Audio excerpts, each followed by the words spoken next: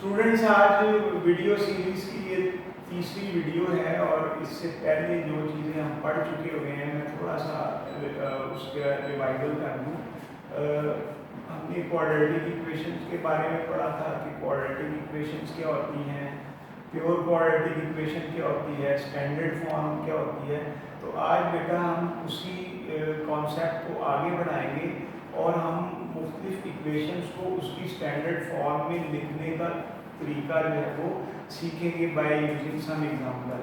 तो आज जो हमारा टॉपिक है मैं लिख दूँ, बेसिकली हमारा टॉपिक है how to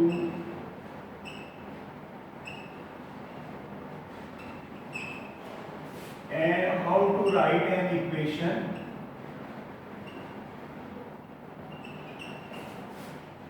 in standard form। तो बेटा सबसे पहले आपसे ही क्वेश्चन है कि what do you mean by standard form. तो आपको पता होना चाहिए, तो ये आपने लिखवाना है मुझे कि स्टैंडर्ड फॉर्म की शक्ल क्या थी जी। ax² plus bx plus c is equal to 0। This is the standard form of quadratic equation। और इसमें जो सबसे इम्पोर्टेंट चीज़ थी वो ये लिखना कभी भी नहीं आपने भूलना था, coefficient of x² should not be equal to 0। ये बहुत ज़रूरी है और मैंने बड़ी डिटेल में अपनी पिछली जो वीडियो थी उसमें मैंने समझाया था कि अगर a 0 हो तो फिर क्या होता है। आपको पता है कि वो जो क्वाड्रेटिक इक्वेशन है उसका वजूद ही ख़त्म हो गया। तो बेटा अब हमने मुख्तलिफ किस्म की इक्वेशनें होंगी जो कि दिखने में क्वाड्रेटिक नहीं होंगी, लेकिन हमने उसको क्वाड्रेटिक फॉर्म में लिखना है। एक शॉर्ट क्वेश्चन पेपर में आ जाता है 2 नंबर का, बड़ा ही सिंपल क्वेश्चन होता है और इसको अटेम्प्ट करने से हमें पूरे नंबर जो है वो मिल सकते हैं। तो मैं आपकी एक्सरसाइज है 1.1 यहाँ लिख रहा हूँ, आपकी टेक्स्ट बुक जो है उसकी एक्सरसाइज 1.1 है और उसका मैं क्वेश्चन नंबर 1 जो है सॉल्व करने जा रहा हूँ। और क्वेश्चन है x + 7 multiplied by x - 3 is equal to -7। अब आपको ये इक्वेशन दे दी गई है, इसको मैं एक नाम दे देता हूँ, let's say this is equation number 1। तो अब बेटा देखें, किसी भी लिहाज से ये जो इक्वेशन मैंने लिखी है ये इस शक्ल में नहीं है।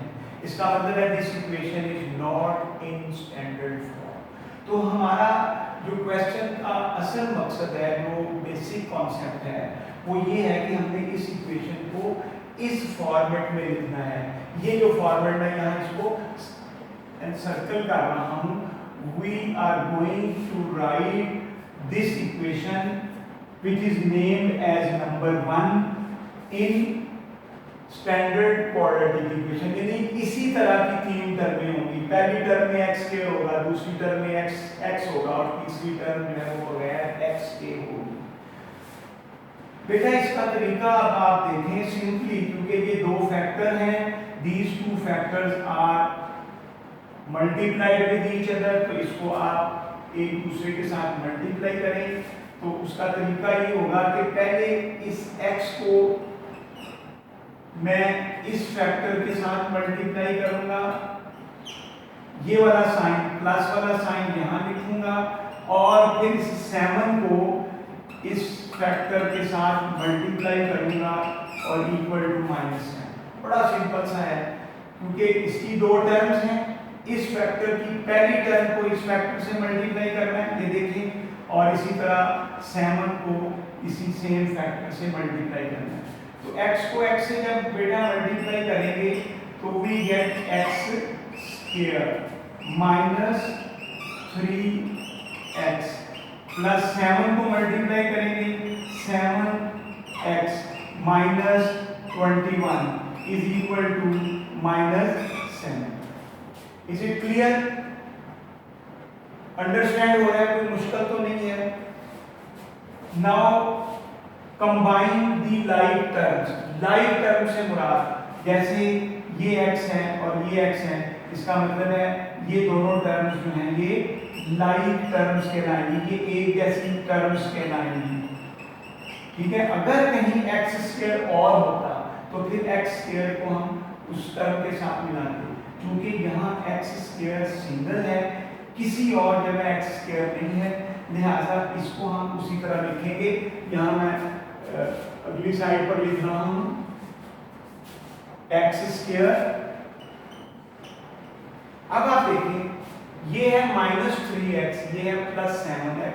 तो जब बेटा दोनों साइन ऑपोजिट हो तो इनको माइनस किया जाता है। 7 - 3 will be equal to 4x और ये आ गया -21। और इस -7 को जब मैं इक्वालिटी के दूसरी साइड पर लेके जाऊंगा तो ये बन जाएगा +7 इज इक्वल टू 0। तो हमारे पास जो फाइनल इक्वेशन बनेगी x स्क्वायर प्लस 4x।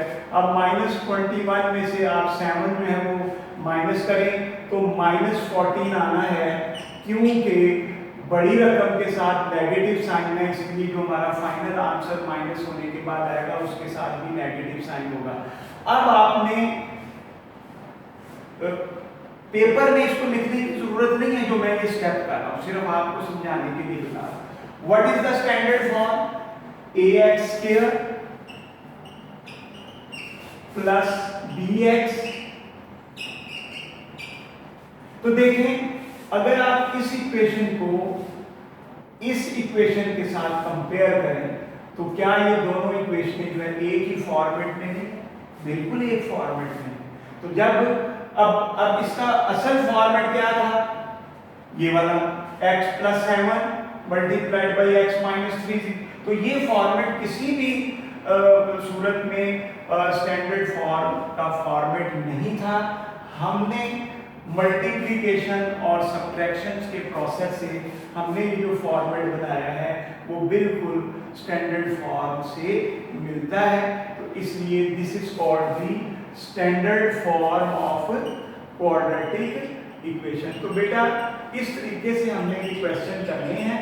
तो मैं इस वीडियो को यही ख़त्म कर रहा हूँ और अगली वीडियो में मैं फिर एक और एग्जाम्पल के साथ आप इसको मैं समझाऊँ।